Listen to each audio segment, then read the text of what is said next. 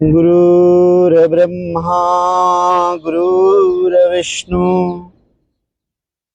गुरुर्देवो महेश्वरः गुरुर्साक्षात् परं ब्रह्म तस्मै श्री गुरुवे नमः। ओम गजाननं भूतगणादिसेवितं कपित्थजम्बो फलचारुभक्षणं श्रीउमासुतं शोकविनाशकारकं नमामि विघ्नेश्वरपादपङ्कजम् नमामि विघ्नेश्वरपादपङ्कजम्। ॐ वाणी दिव्याभ्यां सरस्वतीः ज्ञानं बुद्धिं वैराग्यभक्ति देहि सर्वसिद्धर्थे। वंदे देव उमापति सुगुरुं वंदे जगत्कारणं वंदे मृगभूषणं मृगधरं वंदे पशूनां पतिं वंदे सूर्य शशांकं वह्नि मुकुंदं प्रियं वंदे भक्तजनार्दनं शिव शंकरम्। गंगा गंगा च गंगधरा च गंगम समपवर्ती ततष्टं दीपे प्रत्यक्षं नमस्तुभ्यं नमो नमः।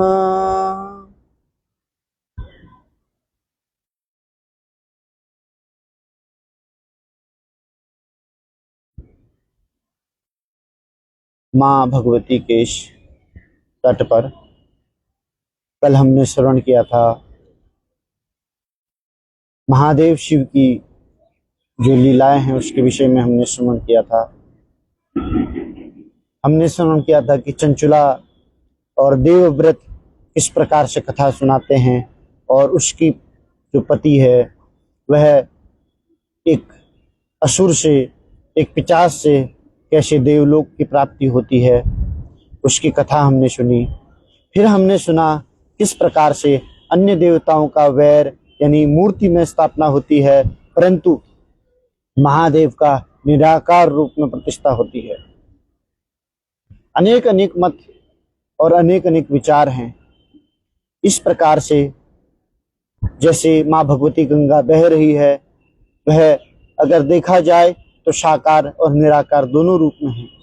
ऐसे ही कल हमने श्रवण किया था महादेव की 3 प्रकार की भक्तियां उसमें प्रमुख बताई गई थी, श्रवण, मनन और कीर्तन। फिर शौनक आदि ऋषियों ने कहा, शौनक आदि ऋषियों से पूछा गया था कि अगर यह 3 भी कोई करने में समर्थ न हो तो क्या करें। तब वो कहते हैं, लिंगो प्राण प्रतिष्ठम लिंगम चरोज्यायः पूजताम लिंगः सददेशवासं लिंगम। भगवान शिव की निराकार और साकार दोनों रूप में पूजा होती है।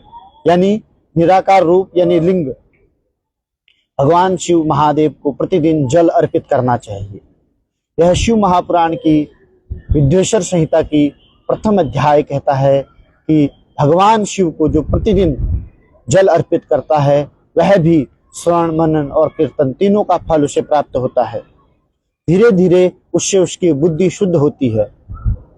अक्सर बड़े संत महात्मा लोग यही कहते हैं, एक लोटा जल सारी समस्याओं का हल।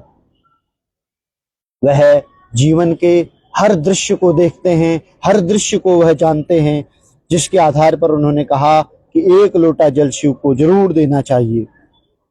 सनत कुमार से जब बार बार पूछा गया कि प्रभु शिव जी को प्रिय क्या है और शिव जी किस प्रकार से खुश होंगे, शिव जी का रूपों का वर्णन क्या है, क्यों शिव जी को निराकार और साकार दोनों रूपों में पूजा जाता है।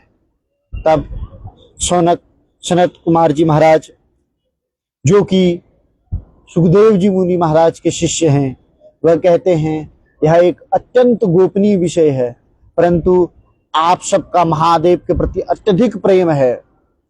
जब कोई गोपनीय विषय हो, कोई गोपनीय बात हो, उसे छिपा लेना चाहिए। शास्त्र के मर्मज्ञ बताते हैं कि अत्यंत गोपनीय विषय कभी भी किसी के साथ बांटना नहीं चाहिए। जब अधिकारी वस्तु कोई मिले तो ही उसे गोपनीय वस्तु देनी चाहिए। तो इस बारे में वह निराकार और साकार के विषय में बताते हैं। वह कहते हैं कि आप सब लोग योग्य हैं, आप सबका महादेव के प्रति प्रेम है, इसलिए अब मैं आपको वह कथा बताता हूँ। हमने श्रवण किया था कल इसके विषय में कि निराकार ब्रह्मो निराकार रूपो, जो उनकी निराकार ब्रह्म है उसमें लगातार भगवान शिव की पूजा करी जाती है। क्यों? क्योंकि शिव जो है वो अनादि से है, अनंत से है और अनंत तक चलेंगे। शिव के कई कई रूप हैं, परंतु शिव किसी के रूप नहीं है।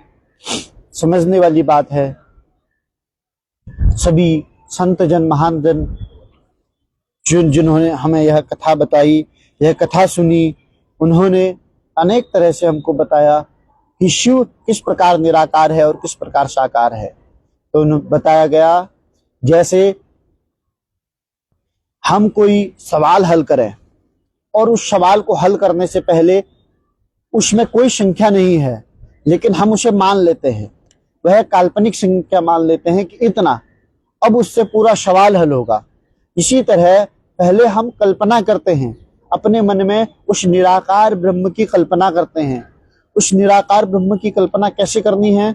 उस निराकार ब्रह्म की कल्पना ऐसे करनी है कि माना ये संख्या है, और जैसे जैसे हम हल करते जाएंगे वैसे वैसे वो होता जाएगा, वैसे वैसे अर्थ निकलते जाएंगे, वैसे वैसे प्रश्न हल होते रहेंगे। पर कई कई बार ऐसा भी होता है कि मध्य में आकर हम फंस जाते हैं, यानी हम कोई सवाल हल कर रहे हैं और हम ठीक उसके मध्य में आए और हमें शंका हो जाती है कि यह ठीक होगा या गलत होगा, तो हम उसे मध्य में ही छोड़ देते हैं। ठीक इसी प्रकार जो भक्ति मार्ग है, यह बहुत कठिन मार्ग है।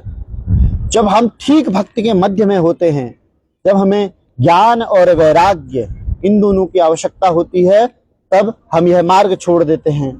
और यह मार्ग छोड़ने पर हमें पाते हैं कि हम कहीं का कुछ भी हल नहीं कर सके। निराकार ब्रह्म का भी इसी प्रकार कहा गया है कि निराकार ब्रह्म को मानते मानते, साकार ब्रह्म को मानते मानते एक दिन हम निराकार ब्रह्म तक पहुंच जाएंगे। अपनी अपनी स्थितियों के बारे में विषय में वर्णन करा है।